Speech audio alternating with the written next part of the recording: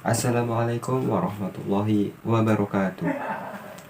Perkenalkan, saya Muhammad Zaki Fikruhu dengan NIM P272260221009 dari kelas D3A Fisioterapi semester 1. Di sini saya akan menjelaskan atau memaparkan materi tentang anatomi dan fungsi sistem pencernaan.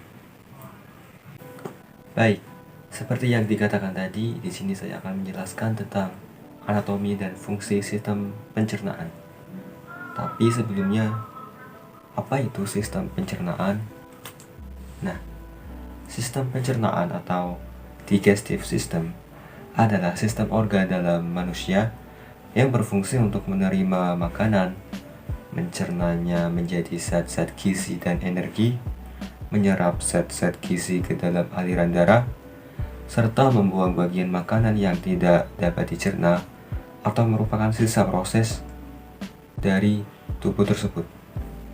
Pada dasarnya, proses pencernaan manusia itu terbagi menjadi dua bagian, yaitu yang pertama, proses pencernaan secara mekanik, yaitu proses mengubah bentuk makanan dari ukuran yang besar atau kasar menjadi yang kecil atau halus dengan menggunakan gigi. Dan yang kedua itu adalah proses pencernaan secara kimiawi, yaitu proses perubahan zat makanan dari senyawa yang kompleks menjadi senyawa yang lebih sederhana dengan bantuan enzim. Baik, untuk organ dalam sistem pencernaan itu yang pertama itu ada mulut atau cavitas oris.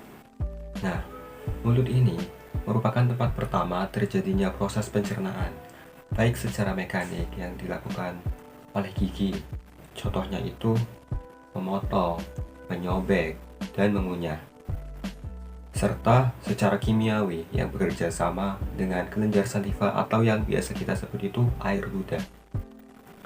Untuk selanjutnya, otot-otot lain itu mendorong makanan ke dalam pharynx dan melewatkannya ke esofagus. Dan untuk yang selanjutnya itu ada esofagus atau kerongkongan.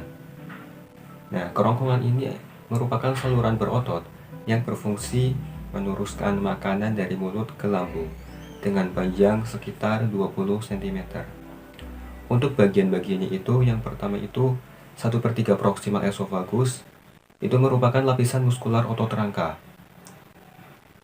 Selanjutnya, 1/3 bagian tengahnya itu mengandung kombinasi serabut otot rangka dan polos. Dan untuk yang terakhir itu 1/3 bagian distal, itu merupakan muskular sel-sel otot polos. Dan untuk organ dalam yang selanjutnya itu ada lambung atau ventriculus. Lambung ini merupakan organ pencernaan yang berbentuk menyerupai huruf J, terletak di bagian atas perut, serta dipenuhi dengan otot dan pembuluh darah. Fungsi dari lambung sendiri itu mengeluarkan HCl atau asam klorida yang dapat membunuh bakteri dan menyediakan lingkungan asam untuk aktivitas enzimatis. Juga terdapat 3 bagian dari lambung. Yang pertama itu yang bagian atas itu ada kardiak, yang bagian tengah itu ada fundus, dan yang bagian paling bawah itu ada pylorus. Baik, untuk selanjutnya itu ada usus halus atau intestinum tenue. Di sini banyak proses pencernaan makanan secara kimiawi di dalam usus halus dengan bantuan enzim. Nah, panjangnya itu juga keseluruhan sekitar 6 sampai 7 meter. Kenapa panjang segitu? Karena di dalam usus halus itu terdapat 3 bagian. Yang pertama itu ada usus 12 jari atau duodenum. Nah, dia ini mencerna makanan dengan bantuan getah pankreas dan getah empedu. Dan yang selanjutnya itu ada usus kosong atau jejunum.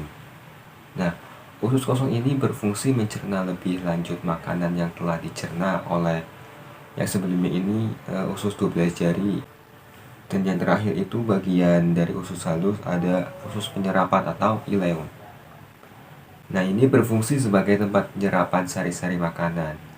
Di seluruh dindingnya itu terdapat pembuluh darah yang menyerap sari-sari makanan, kemudian diedarkan ke seluruh bagian tubuh. Untuk organ yang kelima itu ada usus besar. Untuk bagian-bagiannya bisa dilihat gambar di samping. Dan selanjutnya itu, makanan yang masuk ke dalam usus besar ini merupakan sisa penyerapan dari usus halus, tetapi masih mengandung air yang cukup tinggi, sehingga air tersebut akan diserap oleh usus besar. Nah, fungsi usus besar ini adalah sebagai tempat sisa makanan yang nantinya akan dibusukkan oleh bakteri Escherichia coli. Kemudian akan diubah menjadi kotoran yang selanjutnya akan disimpan di rektum, kemudian dibuang melalui anus. Dan untuk yang terakhir itu ada rektum dan anus. Sisa makanan yang menjadi kotoran akan melalui bagian ujung pada usus besar. Nah, yang ini itu disebut rektum. Rektum juga merupakan jalur menuju anus yang merupakan tempat penyimpanan kotoran atau feses sebelum dikeluarkan. Sedangkan anus itu merupakan pintu terakhir proses pencernaan makanan. Nah, fungsinya itu mengatur pengeluaran tinja sebagai tempat pembuangan feses. Baik, itulah pemaparan materi tentang anatomi dan fungsi sistem pencernaan. Terima kasih sudah menonton sampai selesai ini. Semoga materi yang saya sampaikan tadi itu bisa bermanfaat. Sekian dari saya, mohon maaf apabila ada kesalahan. Dan akhir kata, wassalamualaikum warahmatullahi wabarakatuh.